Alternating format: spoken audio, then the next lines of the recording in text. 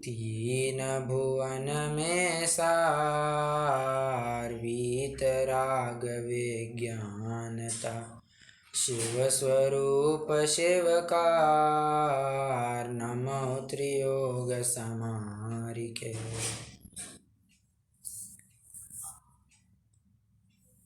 जिस प्रकार भूमि को मुलायम किए बिना उसमें बुआई नहीं की जा सकती है, बीज नहीं बोए जा सकते हैं, और जब बीज नहीं बोए जा सकते हैं तो फल की भी प्राप्ति नहीं हो पाएगी। उसी प्रकार इस चित्त रूपी भूमि को मुलायम किए बिना सम्यक्त्व की पात्रता जागृत नहीं हो सकती है। यूँ कहिए सम्यक्त्व भी प्रकट नहीं हो सकता है।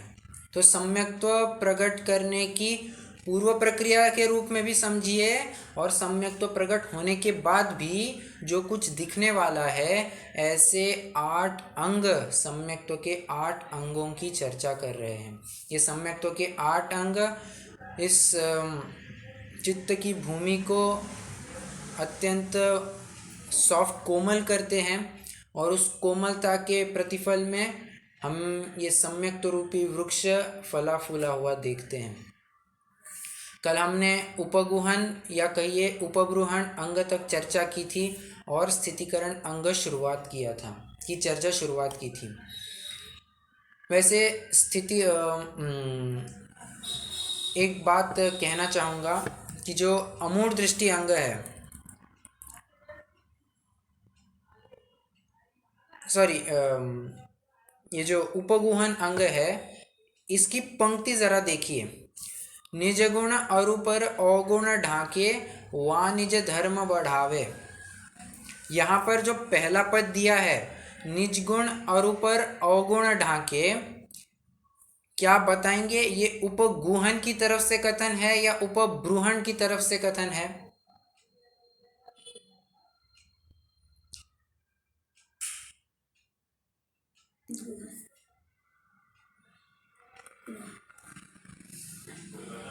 उपगुहन की तरफ से आएगा क्योंकि राइट, ढकता है ना अपना का। बराबर। गुहन ये ढकना, अवगुण ढाके अवगुणों को ढकना, और निज गुणों को भी ढकना। पर के अवगुण, स्व के गुण, ये गुहन, गुहा, गुप्तता, ये सभी एकार्थवाची लिए जाते हैं। ये उपगुहन की तरफ से। और निज धर्म बढ़ावे, ये उपबृहन की तरफ से किया गया कथन है। ठीक है। और स्थितिकरण अंग में हमने प्रवेश किया था। स्थितिकरण में ये बात चल रही थी कि स्थितिकरण कहिए, स्थिरीकरण कहिए, जो जीव मार्ग से थोड़ा हट चुका है उसको पुनः मार्ग पर लेकर आना, यही स्थितिकरण है। तो ये स्थितिकरण तन मन धन के स्तर पर हुआ करता है। तो धन के स्तर पर कैसे हो सकता है, इसकी चर्चा हमने कल की थी। कोई साधर्मी अगर पैसे की बहुत आवश्यकता है तो उसे पैसे देकर उसे धर्म मार्ग में लगाना, उसे कहना भाई तुम कितने कितना काम करोगे, तुम एक काम करो, ये पैसे रखो, देने की कोई बात नहीं है, तुम नहीं दोगे तो भी चलेगा, परंतु तुम अपना स्वाध्याय मत चुकाया करो। अपना जो दैनिक कार्य है, जो 8 मूल गुण की क्रियाएं हैं, न्याय नीति का मार्ग है, तुम उसको मत छोड़ो। ऐसी प्रेरणा दी जाती है और उसका स्थिरीकरण, स्थितिकरण किया जाता है। धन के माध्यम से हुआ। अभी तन के माध्यम से, तन के माध्यम से स्थितिकरण कैसे संभव है? तो इसका प्राइम एग्जाम्पल है समाधिस्थ जीव के बारे में। बराबर, समाधिस्थ जीव की स्थिति कैसी होती है? अवश्य ही उसका शरीर पूरा जीर्ण शीर्ण हुआ मिलेगा, और उस हालत में वो उसके शरीर की इतनी दुर्दशा हुई होती है, वो हलन चलन कुछ नहीं कर पाता है। थोड़ा कुछ करे तो उसको दर्द महसूस होने लगता है, वो एक्सट्रीम पेन उसको अनुभव होता है।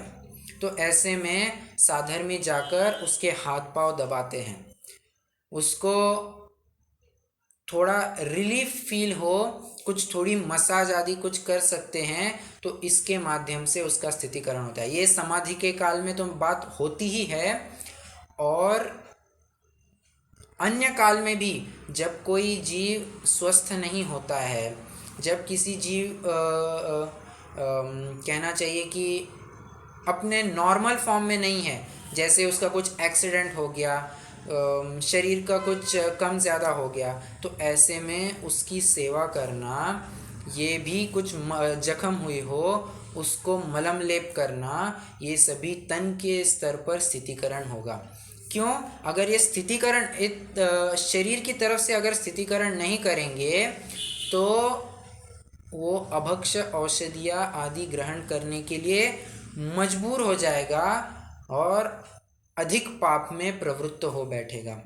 इससे बेहतर है कि हम उसे जो शुद्ध लेप है, शुद्ध दवाइयाँ है, उसी के माध्यम से उसका जो जख्म हुई है, जो रोग हुआ है, उसे मिटाने का यत्न करें।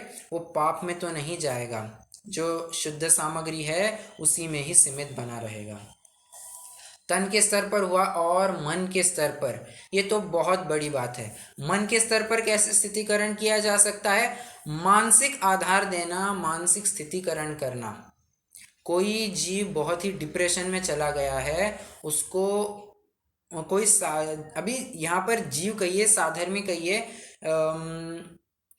ये यहाँ पर सब इंक्लूड हो जाएगा, विशेष रूप से साधर्मी में लगाना।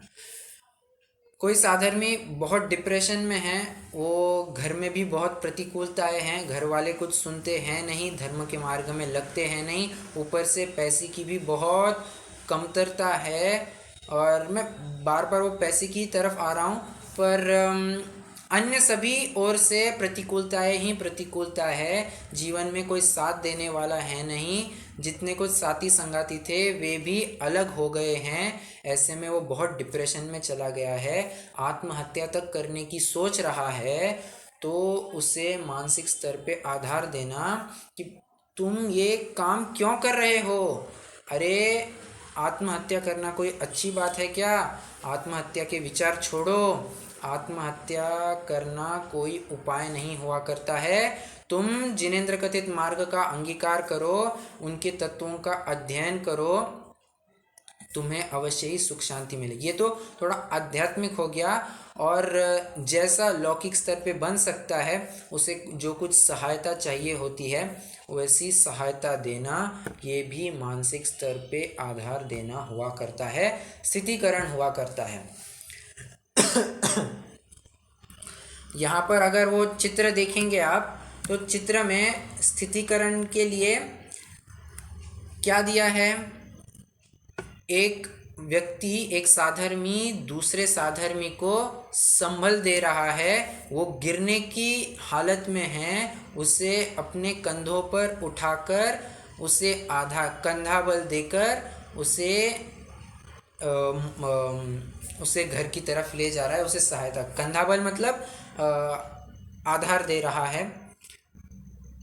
तो इसी का एक रिप्रेजेंटेशन आपने कहीं चित्र में भी देखा होगा। चित्र मतलब जो हमारी पुरानी 500 वाली नोट थी बराबर, जो अभी बैन हो चुकी है, वहाँ वो उसके पीछे जो चित्र बनाया था उसमें गांधी जी आगे चल रहे हैं, he is leading from the front, और अंत अंत में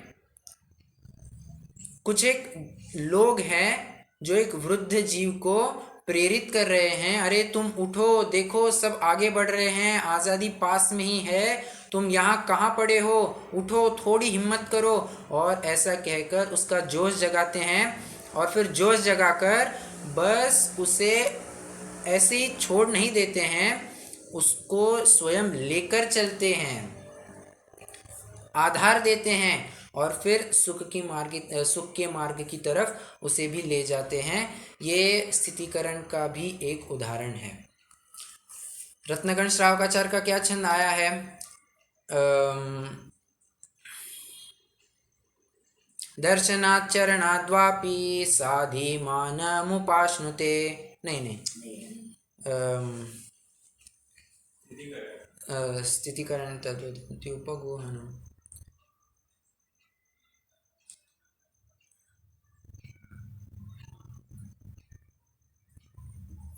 वहाँ पर ऐसी बात आई है, मैं थोड़ी भूलन हो रही है कि दर्शन मतलब श्रद्धा के मार्ग से कोई डगमगित हुआ हो, कोई चारित्र से हाँ?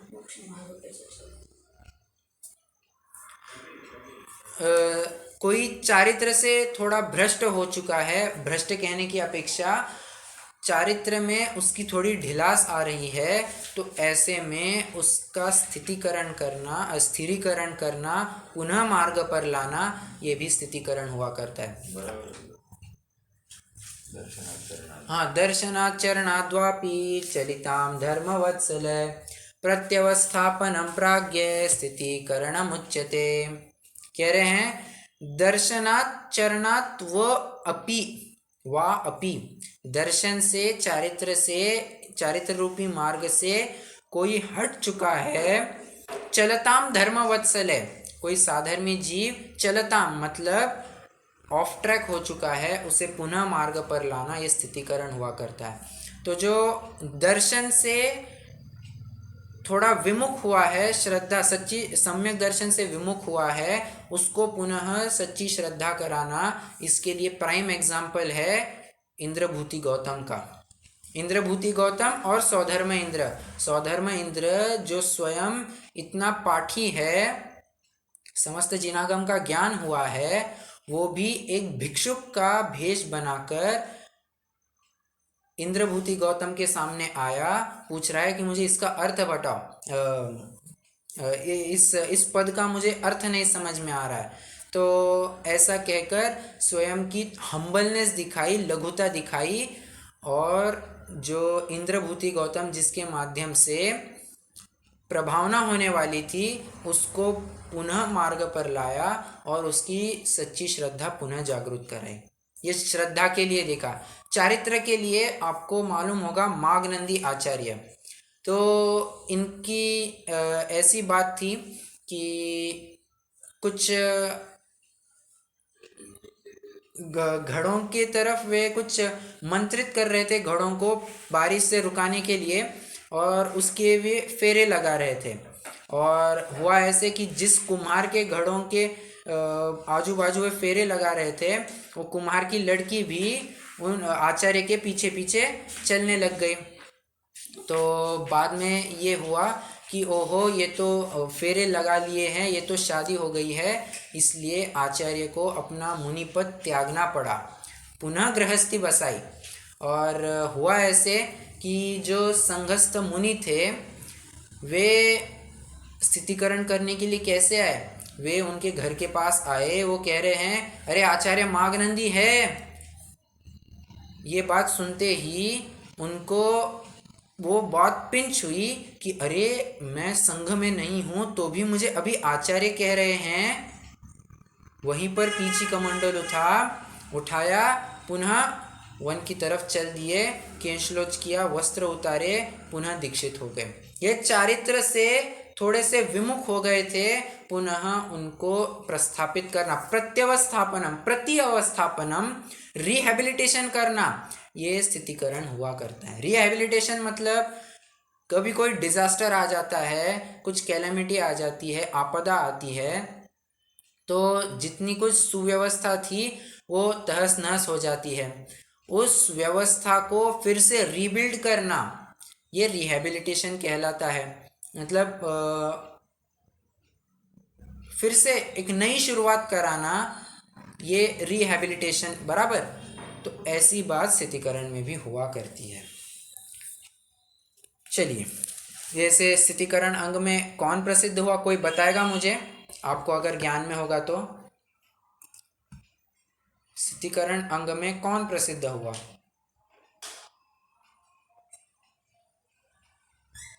चेलना रानी नहीं, चेलना रानी नहीं, वारिशेन मुनिराज।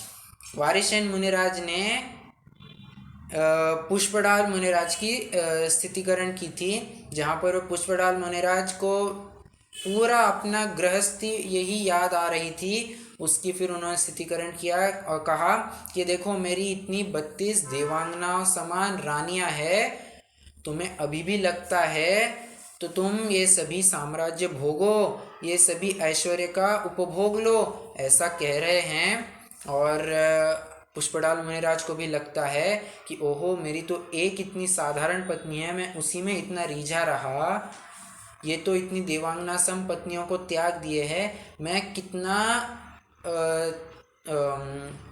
भ्रष्ट हो चुका हूँ, कहीं विमुख हो चुका हूँ मार्ग से, मुझे तुरंत ही मार्ग पर आना चाहिए। ऐसा करके स्थितिकरण हुआ था।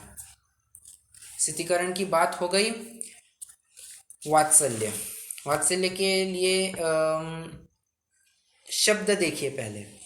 वत्स से बना है वात्सल्य।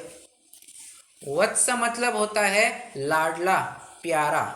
तो कहते हैं ना लोग में, हे वत्स, हे वत्स मतलब हे प्यारे जीव, हे लाडले जीव, ऐसा कहना होता है वत्स मतलब।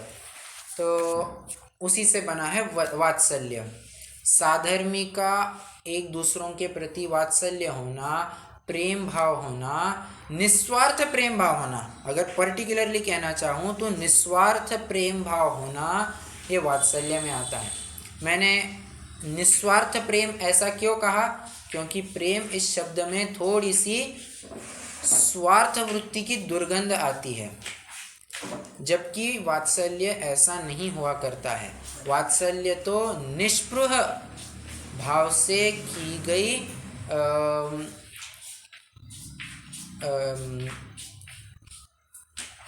निष्पृहता होती है, निष्पृह भाव से किया गया प्रेम होता है। इसके लिए उदाहरण क्या दे रहे हैं?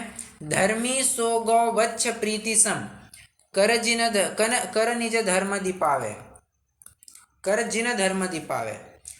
किसके समान? एक साधर्मी को दूसरे साधर्मी के प्रति कैसी प्रीति होती है? गोवत्स, एक गाय को जैसे अपने बछड़े के प्रति प्रीति होती है, वैसी प्रीति एक साधर्मी, दो अपने साधर्मियों की आपस में होती है। यहाँ पर गौर करने की बात यह है कि यहाँ पर कोई माता पुत्र माता पुत्री का उदाहरण नहीं दिया है।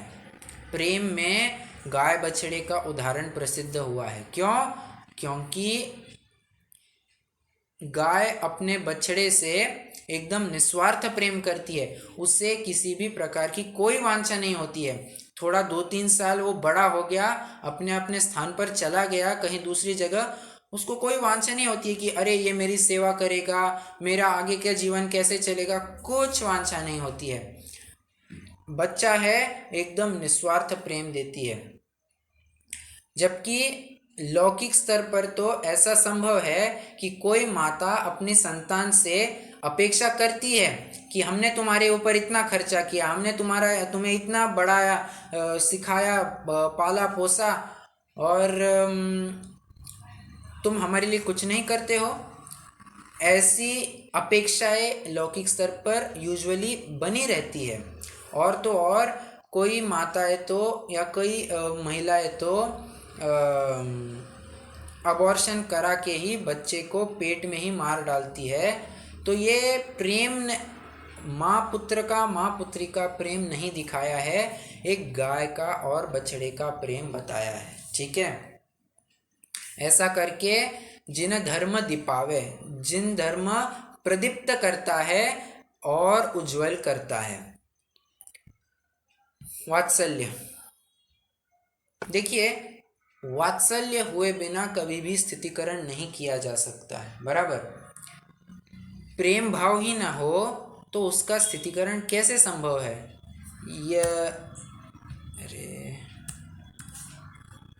हाँ, तो प्रेम भाव होना बहुत ही आवश्यक है। वात्सल्य में और क्या क्या बातें आ सकती है? तो किसी जीव को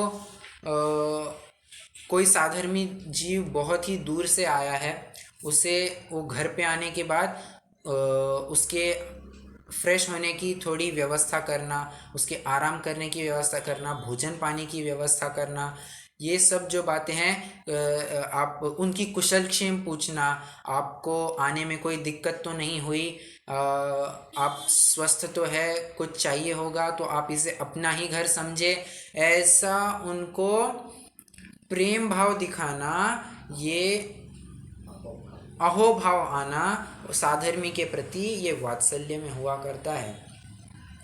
सिर्फ कोरा उपदेश देना ये कोई वात्सल्य का अंग नहीं हुआ करता है। कोरा उपदेश मतलब जैसे कोई साधर्मी आया अपने घर पे और आते से ही हमने पूछा, हमने उनको पानी भोजन की कुछ बात ही नहीं पूछी, सीधा कह दिया ये देखो ये 13वीं गाथा में सम्यक्तों का प्रकरण आया है, ये 75वीं गाथा में ज्ञानी का प्रकरण आया है, और ये देखो 7वीं प्रवचन सार की 7वीं गाथा में धर्म का स्वरूप बता रहे हैं, ऐसा ये गाथा में ये आया, ये श्लोक में ये आया। अरे बाबा, तुमने उसके भोजन पानी की व्यवस्था की क्या? तुमने उनकी कुशलक्षेम पूछी क्या? नहीं, तो ये गाथा वाथा पूछना कोई कार्यकारी नहीं है, कुछ मायने नहीं रखता है। गुरुदेव तो ये कहते थे, जिसको साधर्मी के प्रति किसी भी प्रकार की प्रीति नहीं होती है, वात्सल्य नहीं होता है, उसका गृहीत मिथ्या तो अभी तक नहीं गया है, ऐसा कहते थे। मतलब वो बातें होना बहुत आवश्यक है। आध्यात्म कहेगा कि सभी अपना अपना देखे, कोई पर की तरफ देखने की जरूरत नहीं है, पर का जो होना है सब उसके उदयाधीन है। अरे उसके उदयाधीन है ठीक है, परंतु अभी हम चरणानुयोग का प्रकरण देख रहे हैं ना। अध्यात्म का प्रकरण कब घटित होगा? जब तुम स्वयं में आत्मानुभव की प्रक्रिया में स्थित होंगे, तब फिर सब कुछ भूल जाना, तब हम कुछ नहीं कहेंगे। परंतु अभी आत्मानुभव की स्थिति में नहीं होना, अभी तुम व्यवहार में हो, गृहस्थी के कार्य कर रहे हो, शुभ भाव में हो, तो ये सब तुम्हें होना अनिवार्य है। मैंने थोड़े दिन पहले कही थी ना, वो करुणा भाव, आचार्य जयसेन ने जो प्रवचन सार की 85वीं गाथा है उसमें करुणा भाव के 2 अर्थ करके दिखाए हैं, एक करुणा भाव और एक करुणा अभाव। करुणा भाव ये मुनि के मोह का प्रतीक ऐसा बताया, और करुणा का अभाव ये गृहस्थ के मोह का प्रतीक, ऐसी बात कही है। तो गृहस्थ है तो तत्संबंधी वात्सल्य आना परम आवश्यक है। नहीं तो इसीलिए तो कह रहा, मैंने शुरुआत ही ऐसी की, चित्त की भूमि कोमल हुए बिना सम्यक्तो रूपी बीज अंकुरित नहीं हो सकता है। उसी प्रकार ये वात्सल्य हुए बिना ये धर्म रूपी, जैन धर्म रूपी वृक्ष कैसे फलेगा फूलेगा? कतई संभव नहीं है। इसलिए वात्सल्य होना परम आवश्यक है। छंद क्या आया है?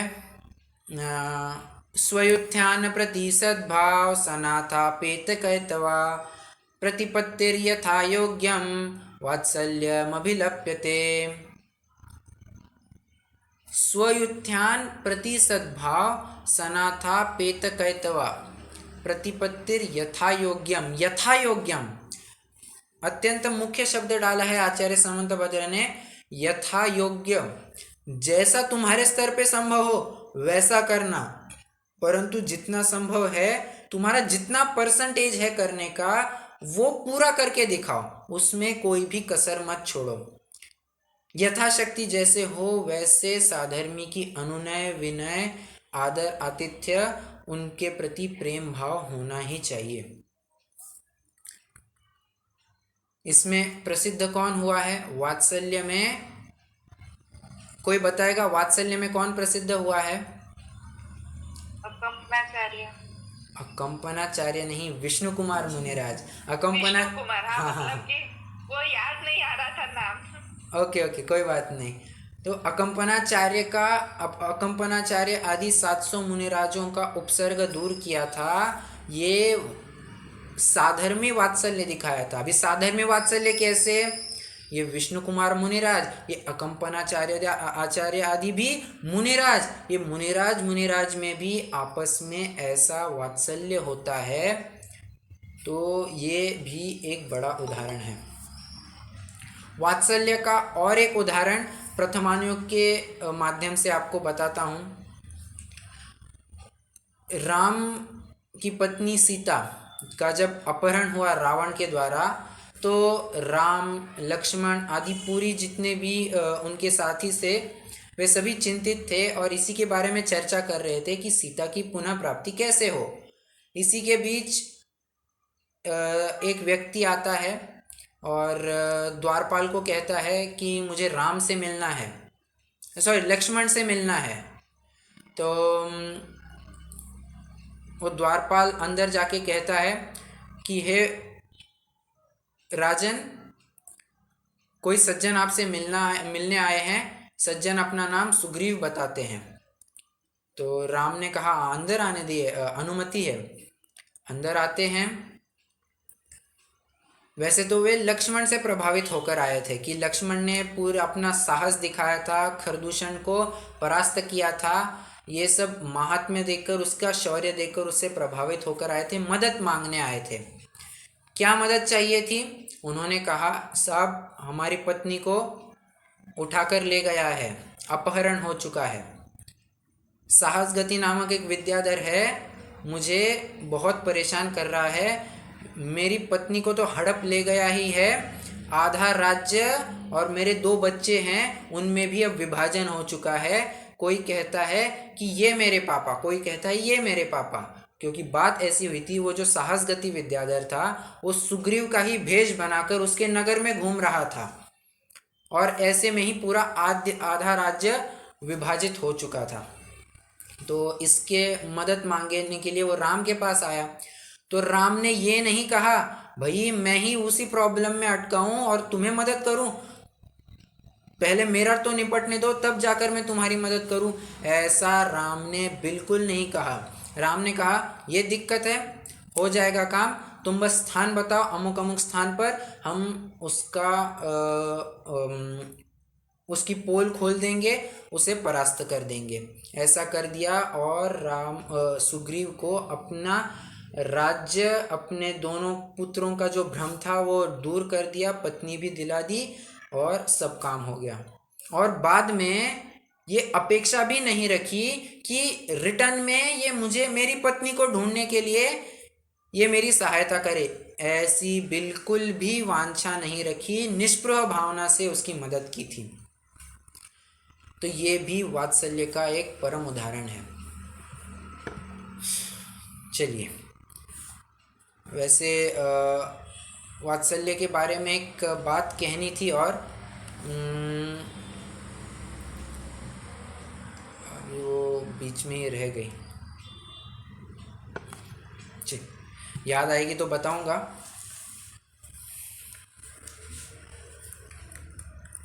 प्रभावना अंग।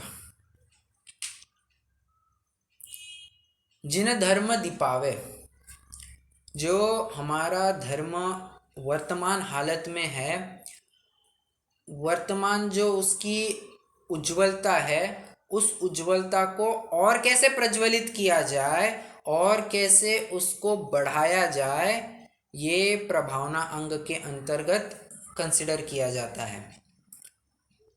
प्रभावना, अभी हम थोड़ा विचार करते हैं कि वर्तमान परिप्रेक्ष्य में प्रभावना क्या कही जाती है। अगर आप थोड़ा श्वेतांबर मत में जाएंगे तो वहाँ के जो महाराज साहब होते हैं वे तो प्रभावना क्या कहते हैं, कुछ बच्चों को तोहफे में देना ये वे प्रभावना मानते हैं। यहाँ तक कि बिस्किट चॉकलेट देना ये भी वे प्रभावना मानते हैं। लो, अब बिस्किट चॉकलेट जिसके खाने का सख्त निषेध किया गया है वो देना वे प्रभावना मानते हैं। ऐसी विपरीत मान्यता तो है। और प्रभावना कैसे मानते हैं?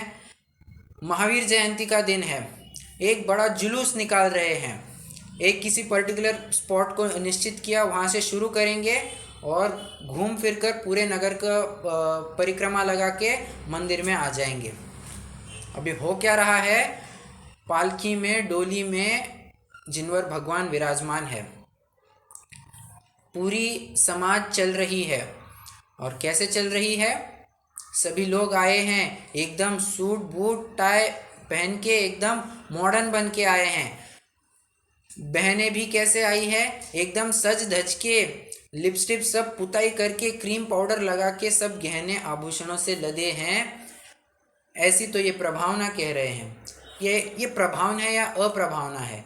प्रभावना तो ऐसी होनी चाहिए थी कि हम सभी अत्यंत सादगी में आते, सभी भाई कुर्ते पैजामे में आते, सभी बहनें साड़ी में आती, एकदम किसी भी प्रकार का कोई श्रृंगार नहीं होता, अत्यंत सादगी में अगर वो जुलूस निकलता तो वो कितनी प्रभावना होती। क्यों ये प्रभावना कैसे होती? क्योंकि ये हमारी सादगी दर्शाती है कि भगवान ने जो मार्ग बताया है हम उस मार्ग पर चल रहे हैं। भगवान ने क्या कहा है? गृहस्थी में रहते हो तो सादगी से रहना चाहिए।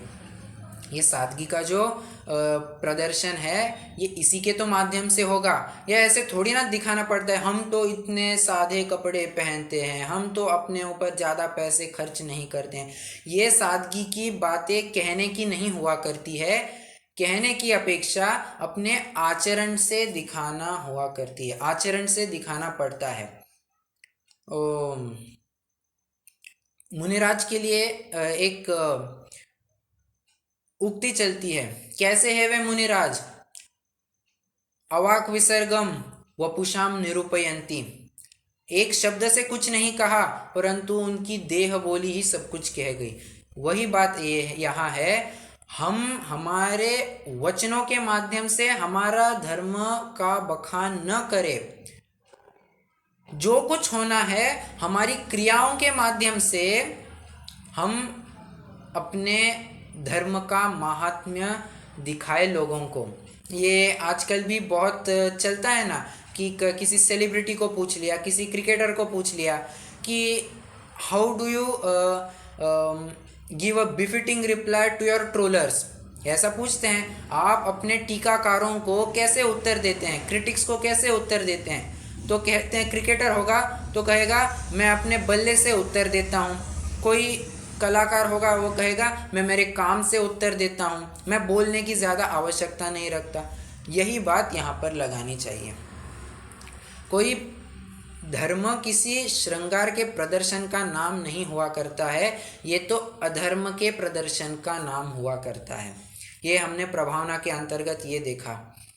और फिर उसी जुलूस में तो क्या क्या चल रहा है, बीच में ही कुछ चाय आ रही है, कुछ कॉफ़ी आ रही है, कहीं कुछ दूध आ रहा है, कहीं पानी आ रहा है, कोल्ड ड्रिंक आ रहा है, कुछ सब चल रहा है। तो ये भी प्रभावना नहीं हो सकती, ये अप्रभावना है। और एक बात कहकर मैं प्रभावना का जो अभी का जो स्कोप चलता है उसको थोड़ा समेट लूँगा। अनुशेष न्याय से आप जहाँ जहाँ ये सब दिखने में आए ये सब लगा लेना। प्रभावना के क्या करते हैं? पूरी रात भर जागरण करते हैं और भक्तामर का पाठ शुरू करते हैं। भक्तामर ही नहीं, कुछ ये स्तोत्र है, वो स्तोत्र है, इसका पाठ करेंगे, उसका पाठ करेंगे, ऐसे पाठ करने में ही पूरी रात गवाते हैं। इसमें कोई बात नहीं है, परंतु दिक्कत तब आती है, कहते हैं अरे थोड़ा पानी ले आओ, थोड़ी सी सोखन हो रही है, थोड़ी सी चाय लाओ, थोड़ी फुर्ती आएगी। ये प्रभावना नहीं हो सकती है। प्रभावना तो जिनेंद्र कथित मार्ग का उस मार्ग को अंगीभूत करना और फिर वैसा सहजता में दिखना, यही प्रभावना हुआ करती है। ठीक है, तो वास्तव में फिर प्रभावना होनी कैसी चाहिए? तो जैसे मैं अभी कहते आया हूँ कि हमारी क्रियाएं, हमारा आचरण ही हमारे धर्म के बारे में बोलना चाहिए।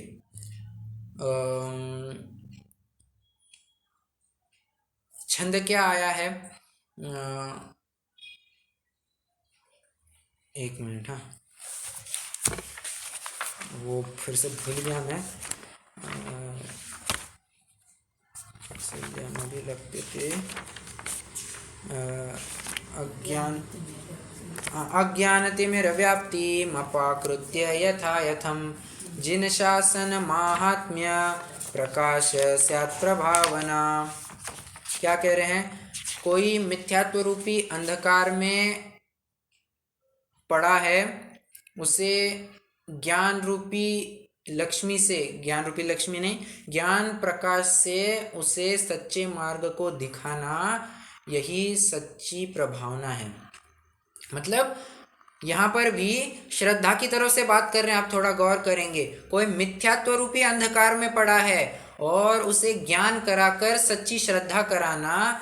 तुम अंधेरे रास्ते पर कोई सा भी मार्ग चुन लिए हो, ऐसा मत करो। ये लो, हम तुम्हें दीपक दिखाते हैं, ये दीपक के सहारे तुम पहचान करो कि आगे आने वाला जो रास्ता है वो तुम्हारे लिए सही है या नहीं है। ये ज्ञान कराकर श्रद्धान कराने की बात चल रही है, अज्ञान से ज्ञान की तरफ और अल्टीमेटली सच श्रद्धान की तरफ बढ़ाने की बात कही जा रही है। इसमें प्रसिद्ध कौन हुआ था? तो वज्रजंग, वहाँ बराबर वज्रजंग मुनिराज इसमें प्रसिद्ध हुए थे। तो वहाँ पर यही बात चली थी कि पहले कौन सा रथ निकलेगा, तो पहले बौद्ध का रथ निकलेगा या जैन का रथ निकलेगा। तो जैन का ही अंत में रथ निकला, क्योंकि जैन का महात्म्य सिद्ध हुआ था। तो ये प्रभावना की बात होती है। अमूढ़ दृष्टि अंक के बारे में मैं जो कह रहा था वो अभी एक बात क्लिक हुई है। अमूढ़ दृष्टि, ज्ञानी के जितने भी परीक्षा करने के साधन हुआ करते हैं या स्तर हुआ करते हैं, ये सभी आगम के आधार से ही वो परीक्षाएं करता है। कोई बावदूक या हवाई बातों से वो किसी बात की परीक्षा नहीं करता है, क्योंकि आगम चक्षुषा हो, आगम ही साधु पुरुषों के, साधु व्यक्तियों के आंखें हुआ करती है। तो उसी स्तर पर कह रहे हैं कि ये जो अमूढ़ दृष्टि अंग में कहा जा रहा है, जो कुछ भी देखना है वो आगम के चक्षु से देखता है।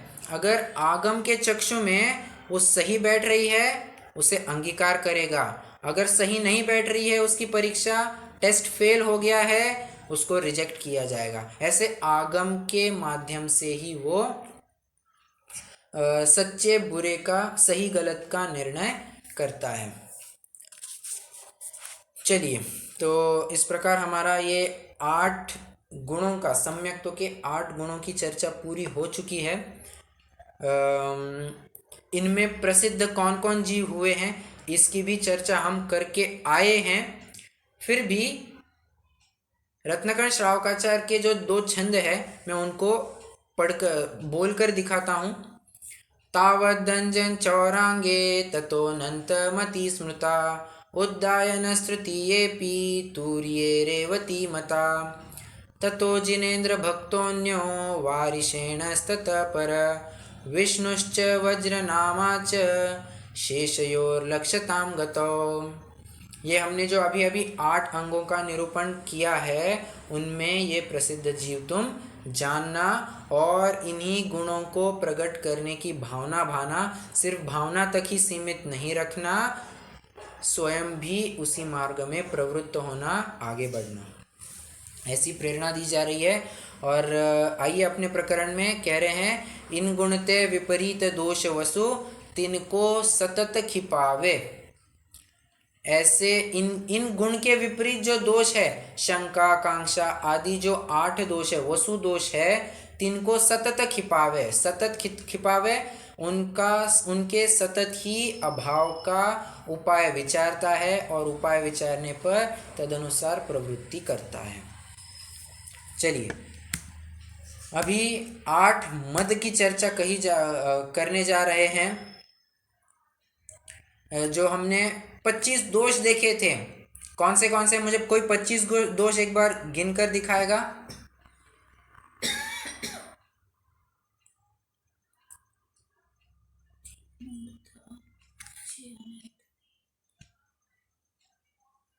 कोई नहीं? अच्छा, देखिए, 3 मूर्ता, 6 अनायतन, 8 दोष और 8 मद, 3 5 8 8 ऐसा याद रखे। 3 + 5 इज इक्वल्स टू 8 और एक और बार 8 लगा देना। 3 5 8 8 ऐसा। तो जो हम 3 बातों की तो चर्चा कर चुके, सॉरी 3 बातें कह रहा हूँ मैं, तो 2 बातों की तो बाद में चर्चा आने वाली है। 8 दोषों की और उनके जो विपरीत ऐसे गुण है उनकी चर्चा तो हो चुकी। अभी 8 मदों की चर्चा चल रही है। 8 मद कौन से हैं, आइए छंद पढ़ते हैं। 13वां का उत्तरार्ध और 14वें का पूर्वार्ध, ये एक साथ ही पढ़ेंगे क्योंकि प्रकरण एक ही है। पिता भूपवा मातुल नृपजो होयन तो मद ठाने, मदन रूप को मदन ज्ञान को धन बल को मद भाने, तप को मदन मद जु प्रभुता को करन सो निज जाने, मदधार तो यही दोष वसु समकित को मल ठाने। 8 प्रकार के मद की चर्चा चल रही है। पहले तो हम मद इस शब्द की थोड़ी सी मीमांसा करते हैं। वैसे मैं आपसे जानना चाहूँगा मद मतलब होता क्या है वास्तव में, मद मतलब क्या होता है? ये तो लोक में प्रचलित है, मद मतलब अभिमान होता है, परंतु मद मतलब होता है शराब। यस, हाँ, शराब बराबर, मदिरा के पास। राइट। तो मद कहिए, मदिरा कहिए, शराब कहिए, ये एक। तो मद उन्मत्तता पैदा करने वाला मद होता है। उन्मत्तता स्व का पर का विवेक नहीं होना, सदसतोर विशेषाद्य दृच्छोपलब्धेर उन्मत्तवत्। अज्ञानी जीव कैसा होता है? सत असत सदसतोर विशेषाद्य दृच्छोपलब्धेर उन्मत्तवत्। सत असत का कुछ विवेक होता नहीं है, उन्मत्तवत् उसकी दशाचर्या हुआ करती है। यहाँ पर मद मतलब क्या लेना? मोह रूपी महल, मोह की गहल सो अजाना यह सुरापाना। तो पंडित बनारसी दास जी ने लिखा है कि सप्तव्यसन का उन्होंने आध्यात्मिक सप्तव्यसन घटित करके दिखाए हैं। तो शराब के लिए उन्होंने क्या उदाहरण दिया? मद का उदाहरण दिया। और शराब की बात आई है तो जो चित्र दिया गया है यहाँ पर, उस चित्र में भी 8 मद के लिए 8 शराब की बोतलें रखी गई है। कहने का तात्पर्य यह है कि मद मतलब ये उन्मत्तता पैदा करता है, और लौकिक भाषा में फिर वो मद अहंकार के रूप में स्वीकार किया जाता है कि बहुत घमंड, अभिमान होना, गर्व होना, ये मद में लिया जाता है। अच्छा, अहंकार की बात आई है तो इसके बारे में भी थोड़ा खुलासा करता हूँ। क्या सिद्ध भगवान अहंकारी है?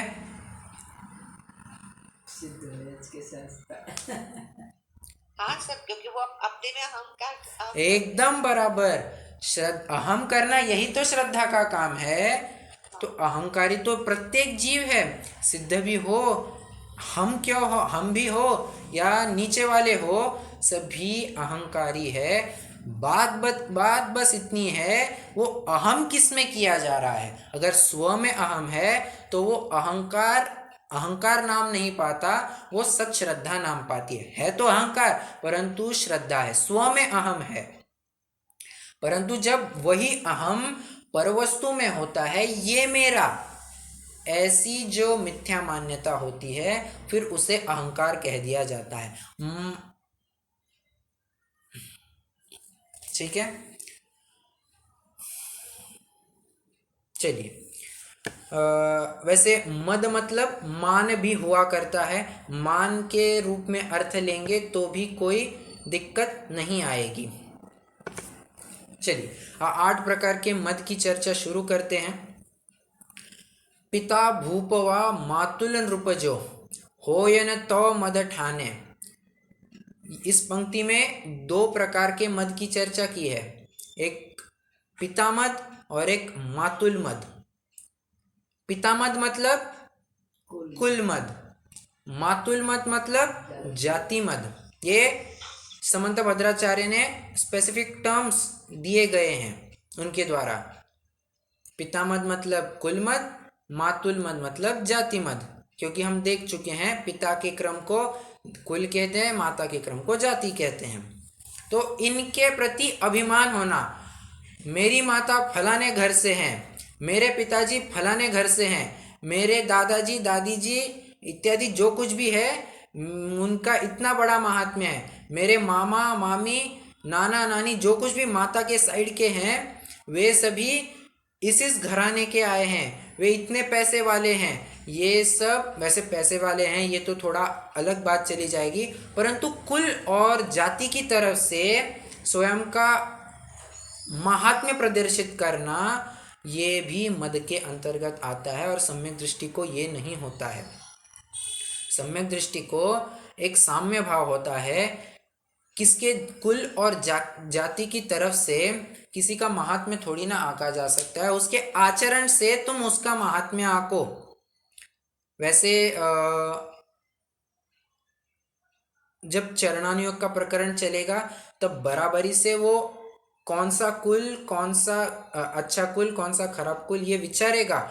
जब विवाह आदि कार्य होते हैं या रोटी बेटी का संबंध हुआ करता है तब वहाँ पर कुल परंपरा विचारी जाती है। बाकी केसेस में वो कुल विचार नहीं करता है कि मेरी माताजी कौन से कुल, मेरी माताजी का जाति क्या है, मेरे पिताजी की तरफ से क्या कुल है, उनका क्या महात्म्य है, ये किसी भी प्रकार से विचारता नहीं है, उसमें साम्य बना रहता है। और इसके विपरीत मूढ़ जीव क्या करता है, उन्हीं में ही अहम कर बैठता है। एक ऐसी एक छंद भी आता है, उत्तमा स्वात्मना ख्याता पिता ख्याता च मध्यमा अधमा मातुला ख्याता ससुरेण धमा धमा। क्या कह रहे हैं, स्वयं की ख्याति रखना, स्वयं के बल पर स्वयं की ख्याति प्राप्त करना। स्वयं के बल पर मतलब अपने आत्म स्वभाव के बल पर मोक्ष रूपी ख्याति की प्राप्ति करना, ये सबसे बड़ी ख्याति है, उत्तम ख्याति है। ये तो मैंने आध्यात्मिक अर्थ घटित किया। और लौकिक स्तर पर भी जो करना है तो स्वयं के बलबूते पर किए गए कार्य का अभिमान होना ठीक माना गया है, उत्तम माना गया है। फिर पिता ख्याता च मध्यमा, पिता के तरफ से अपनी बड़प्पन करना ये मध्यम बताया गया है, माता की तरफ से करना थोड़ा अधम बताया गया है, और ससुर की तरफ से करना ये तो अधम अधम बताया गया है। कहता है ये घर जमाई है, इसकी तो कुछ वैल्यू ही नहीं है। खैर मेरे कहने का प्रकरण क्या है, किसी कुल विशेष की तरफ से अपना अभिमान बताना, इसके भी स्तर दिए गए हैं। स्वकर्तृत्व को अगर थोड़ा उजागर करे तो लोक में उसको ठीक माना गया है। फिर थोड़ा अध्यात्म में घटित करे तो स्व मतलब स्व के ऊपर ख्याति मतलब अपने आत्म स्वभाव से मोक्ष रूपी ख्याति की प्राप्ति करना, रत्नत्रय रूपी ख्याति, जो ख्यातिवंत ऐसी वस्तु है उसकी प्राप्ति करना। जाति मत कुल मत हो गया। मदन रूप को मदन ज्ञान को धनबल कौमद भाने। मद किसका और नहीं होना चाहिए, रूप ज्ञान धन बल, क्यों नहीं, रूप का मद नहीं होना चाहिए, ए मैं इतना सुंदर, ज्ञान का मद नहीं होना चाहिए, ए मैं इतना ज्ञानी, मैं इतने डिग्री का होल्डर हूँ, मैं इतने शास्त्रों का पाठी हूँ, नहीं, ये ज्ञान का मद नहीं हो सकता है। ज्ञान ये तो स्वभाव। देखिए मैंने जब सम्यक्तों के 25 दोषों की चर्चा की थी, जब शुरुआत की थी तब विस्तार से भी इसकी चर्चा हो चुकी है, अभी बस एक इन शॉर्ट बात चल रही है। तो मैंने तब एक छंद भी बताया था आपको कि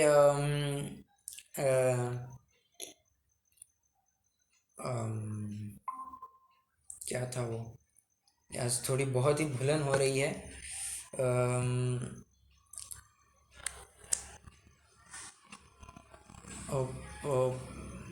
पीड़ा कहिए, चलिए तो साधु पुरुष और अच्छा पुरुष और खराब पुरुष, इनमें एक कंपैरिजन करके दिखाया है। हाँ, विद्या विवादाय धनं मदाय शक्तिं परेशां परपीडनाय खलस्य साधो विपरीतमेतत् ज्ञानाय दानाय च रक्षणाय। ये छंद की भी तब बात हो गई थी कि साधु पुरुष जो होता है अपने पास आए हुए ज्ञान का परोपकार के लिए प्रयोग करता है, दूसरों के ज्ञान को बढ़ाने के लिए प्रयोग करता है, उसी दूसरों को बांटता है। धन अपने पास आया दूसरों के स्थितिकरण के लिए, उनमें वात्सल्य हुआ है, उनके प्रभावना, धर्म की प्रभावना के लिए वो पैसे का प्रयोग करता है, और बल आया है तो जीवों की रक्षा के लिए प्रयोग करता है। और रूप मद की भी बात हो गई थी, तो अपने शरीर के ऊपर अधिक मद नहीं रखना, जो रूप मिला है उसकी तरफ ज़्यादा मद नहीं होना चाहिए, घमंड नहीं होना चाहिए, क्योंकि जो रूप आज है ज़रूरी नहीं है कि वही रूप अगले टाइम तक कंटिन्यू होगा। आपको वो एक कथानक भी मालूम होगा कि एक कोई गांव की लड़की थी, युवती थी, वो ऐसे ही वन में अपनी सहेलियों के साथ घूम रही थी। उतने में राजा ने उसको देख लिया और राजा को लड़की इतनी पसंद आई, वो उससे शादी करने के लिए एकदम आतुर हो गया था। उसको चैन नहीं पड़ रही थी कि उससे शादी करने के लिए, मतलब बहुत लालायित था। तो बहुत उसने मांग की। उस लड़की ने कहा, आपको मुझसे शादी करनी है ना, कोई बात नहीं, आप बराबर 1 महीने के बाद आइएगा। राजा ने कहा ठीक है। 1 महीने बाद राजा बराबर आता है और जिस घर में वो लड़की रहती थी वहीं पर पूछता है, अरे यहाँ पर एक लड़की रहती थी, मेरी उसके साथ शादी होने वाली थी, वो कहाँ है? एक दादी अम्मा से पूछती है। तो वो कहती है, जो दादी अम्मा थी, दादी अम्मा दिखने वाली, वो कहती है, कौन लड़की? अरे वो लड़की मैं ही हूँ। राजा कहता है, तुम तो इतनी सुंदर दिखने वाली, ये क्या हाल हो गया तुम्हारा? वो तो कहती है, राजा पूछते हैं, तुम्हारी सुंदरता कहाँ गई? तो वो लड़की फिर कहती है, एक घड़े की तरफ इशारा करती है। वो कहती है कि उसमें मेरी सारी सुंदरता है। घड़े में क्या था? उसकी पूरी विष्ठा थी। अब थोड़ा सुनने में थोड़ा गंदा लगेगा, परंतु हम सभी निर्विचिकित्सा अंग का पालन करने वाले हैं, इसलिए आप ग्लानि न करें। यहाँ तो हमें तो इसमें से अध्यात्म घटित करना है। तो राजा ने क्या, ये क्या बात है?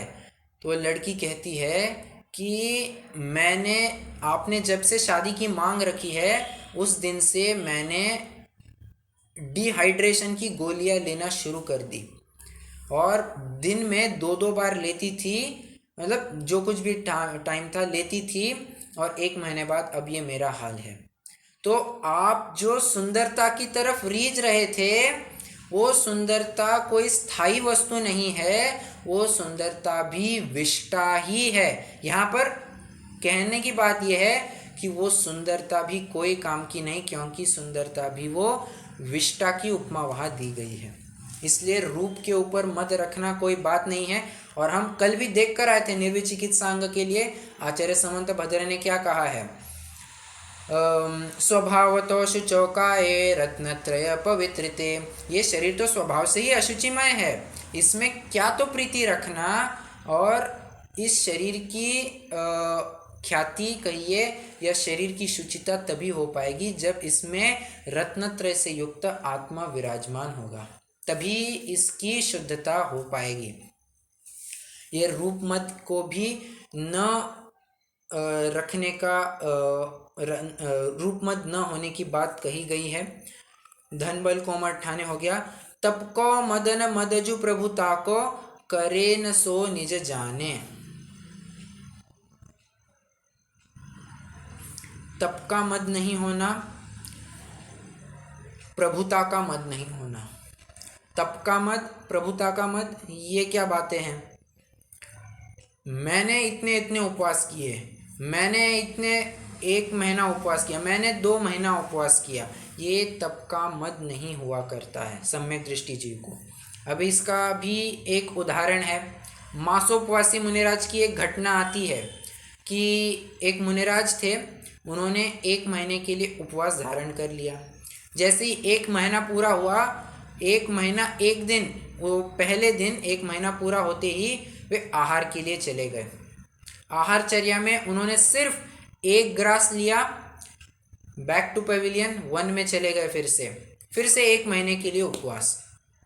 1 महीना खत्म होते ही पुनः आहारचर्या के निकले, 1 ग्रास लिया, फिर से। ऐसा उनका काम चलता रहा। किसी ने कहा, अरे आप 1 ग्रास के लिए ही क्यों जाते हो? नहीं ही जाते, आपका बढ़िया रिकॉर्ड हो जाता। तो मुनिराज कहते हैं, ये रिकॉर्ड से मेरा मद न बने, इसीलिए मैं आहार ग्रहण करने जाता था। वो मद मुझे मेरी साधना से चिगा देता, भटका देता, इसलिए तप का मद होना उचित नहीं है। मैं इतना स्वाध्यायी हूँ, मैं इतनी